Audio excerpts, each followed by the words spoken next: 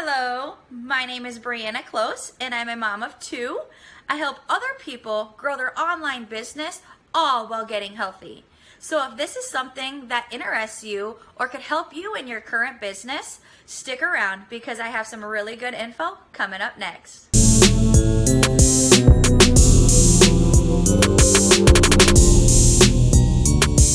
If this content brings value to you or you know somebody that could use this content to help grow their online business, please like, share, and subscribe to my YouTube channel, and let's create a life you not only love but deserve. How can you grow your business on Instagram? I have been asked this so many times and people want tips and tricks, so here they are. The first thing you have to be ready to bring to your audience is value. Your audience will start to know, like, and trust you when you bring value to them. And if you've never heard me talk before and you've never heard me go over the 5x5 method that I personally use, I will come out with a video about that and what the 5x5 method is. And if you want to check it out already, I do have over on my blog, briannaclose.com, what the 5x5 method is. I just don't have a video out yet for that, but it is coming soon to my YouTube channel, so stay tuned. But you have to be bringing content, valuable content, to your audience every single day, and you have to show up for them consistently every single day, and that will really help them get to know, like, and trust you a little bit more, and it'll be helpful to help them know who you are as a real person.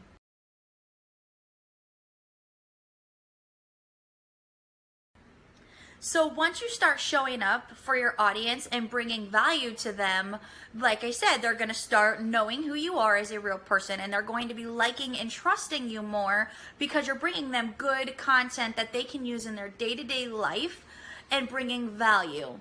Now, you're going to want to be bringing value to them that is within your niche. So make sure you know who your ideal client is and make sure you know what exactly your niche is so that you're not bringing content to somebody. If you're trying to attract stay-at-home moms, you're not going to be bringing content. So if you're trying to attract stay-at-home moms, you're going to want to gear your content around stay-at-home moms. Now, honestly, you don't have to just post about, things with stay-at-home moms. As for me, I post things for stay-at-home moms, entrepreneurs, other moms who maybe want to grow a business online. I post about my hobbies, which would be cornhole.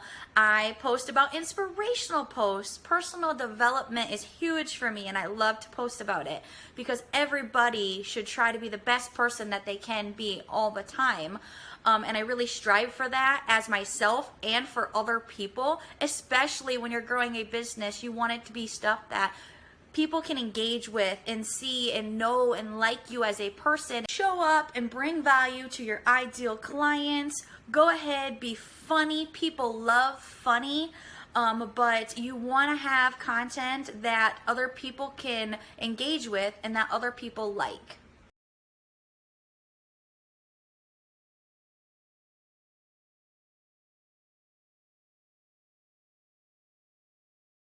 Let's go ahead and talk about when you start to produce content around your audience, using hashtags. Hashtags are kind of like a Facebook group. I always like to compare it to. So you're going to want to put hashtags on every piece of content that you bring to your audience. And you're going to want to be using hashtags that are relevant not only to your niche, but to your ideal client that you are trying to attract. As for me, like if I post something about my kids and I do hashtag mom life, that would be something that would attract stay-at-home moms or other moms who maybe want to get in the entrepreneur field.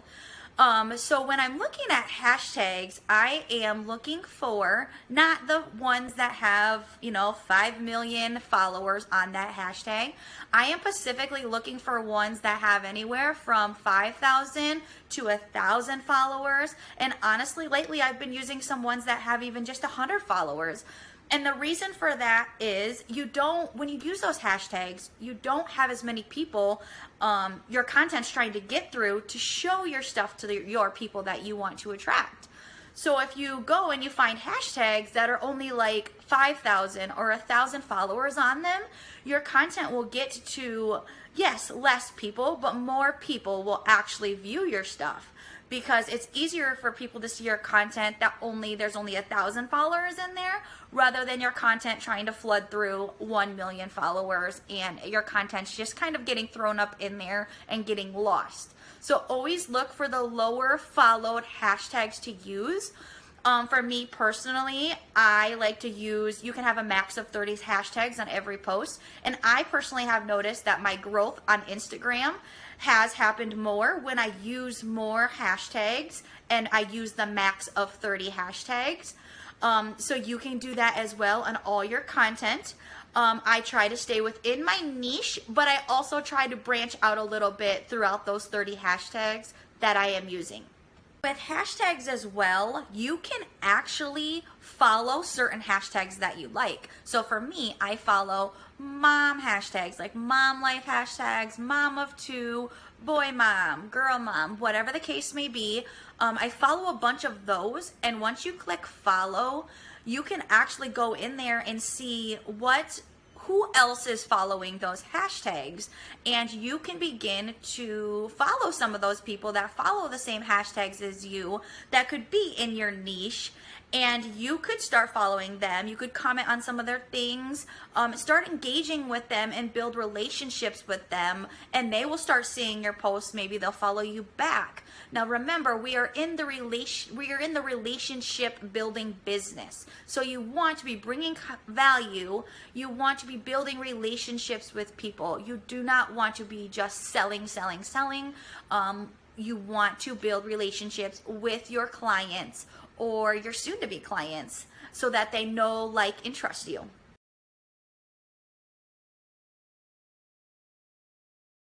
Now, Instagram also has stories, kind of like Facebook stories, if you are familiar with that. And what stories are is you can put little video clips, maybe of you talking, of your products, behind the scenes of your day-to-day thing. As for me, I like to promote a couple products in there, and then I will show like behind the scenes and my day-to-day life, so people can see what it is that I do and what do I do during the day. People love to see behind the scenes. So stories are a little bit different than your content. You can sell a little bit more in your Facebook, your Instagram stories, and it won't be so salesy, and you can still show behind the scenes, which helps your clients get to know you. With stories, you can actually see all the people who are viewing your stories every day. And as for Instagram and Facebook, stories usually last only about 24 hours and then they are gone. So you can go on there and you can see who is following your stories, who's looking at them, who's engaging with them, and you can reach out to them and engage with them and connect with them as well. And say, hey, did you like that content that I brought to you? Would you like to see more of it? Or maybe what would you like to see in the future?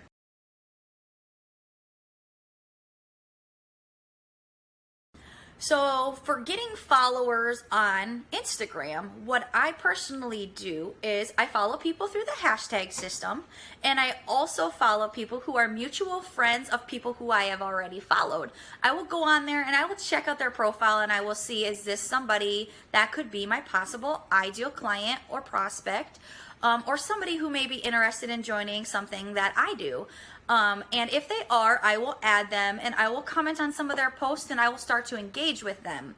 When you engage with somebody on Instagram or Facebook or any other social media platform, I personally think it is best to reach out with them through voice. Doing a voice clip, because then they can hear you, they can hear your excitement in your voice, and they can begin to trust you a little bit more and see that you are a real person. So when I reach out to somebody through the messenger, I may just say through voice, I'll say, hey, how's your summer going? Your kids are so cute. Did you do anything fun this summer? Thanks for connecting with me. Thanks for the follow. And then they will typically respond, and they will tell me about their day or their summer and how it's going. and it will begin to build relationships with them before I even ask about the business or tell them about my products and services. I will usually connect with them for roughly 3 days, depending on how the conversation's going, and that will help them grow and get to know, like, and trust me as a person.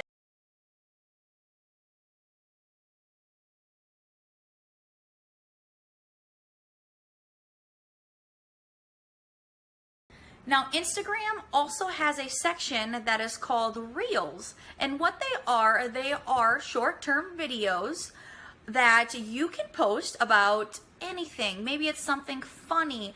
What I personally do is I repurpose my TikTok videos and I would post those in Instagram.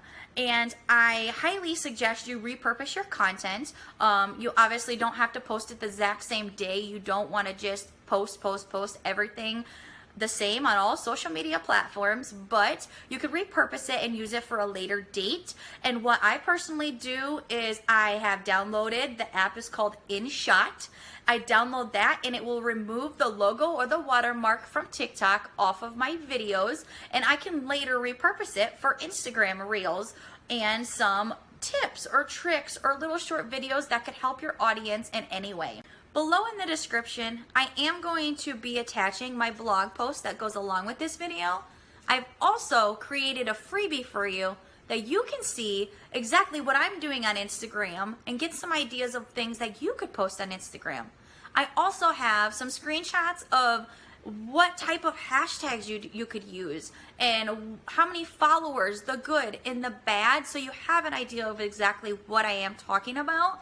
So if this content brought great value to you, please like and subscribe to my YouTube channel and create a life you not only love but absolutely deserve.